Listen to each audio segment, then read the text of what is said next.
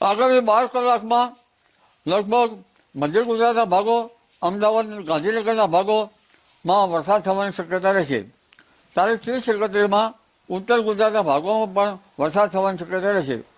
2 November સુધીમાં લગભગ ઉત્તર ગુજરાતના ભાગો, બનાસકાંઠાના ભાગો અને સાબરકાંઠા, અરવલ્લીના ભાગોમાં પણ વરસાદ થવાની શક્યતા રહેશે. બનાસકાંઠાના ભાગોમાં ભારે વરસાદ થવાની શક્યતા રહેશે.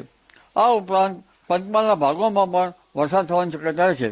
2 નવેમ્બર સુધીમાં ગુજરાતના ઘણા ભાગોમાં ગાજવીજ સાથે વરસાદ થવાની શક્યતા રહેશે. હમણાં લગભગ આજથી 48 કલાકમાં પશ્ચિમ સૌરાષ્ટ્રના ભાગોમાં ભારેથી અતિ ભારે વરસાદ થવાની શક્યતા રહેશે અને દક્ષિણ સૌરાષ્ટ્રના ભાગોમાં પણ ભારેથી અતિ ભારે વરસાદ થવાની શક્યતા રહેશે. સૌરાષ્ટ્રના અન્ય ભાગોમાં પણ કેટલાક ભાગોમાં ભારે વરસાદ થવાની શક્યતા રહેશે. ઉત્તર સૌરાષ્ટ્રના ભાગોમાં પણ વરસાદ થવાની શક્યતા રહેશે. સુરેન્દ્રનગર, લીંબડી, આ ઉપરાંત લગભગ ધાંગધ્રા, હળવદ વગેરે ભાગોમાં વરસાદ થવાની શક્યતા રહેશે. મોરબી વગેરે ભાગોમાં વરસાદ થવાની શક્યતા રહેશે.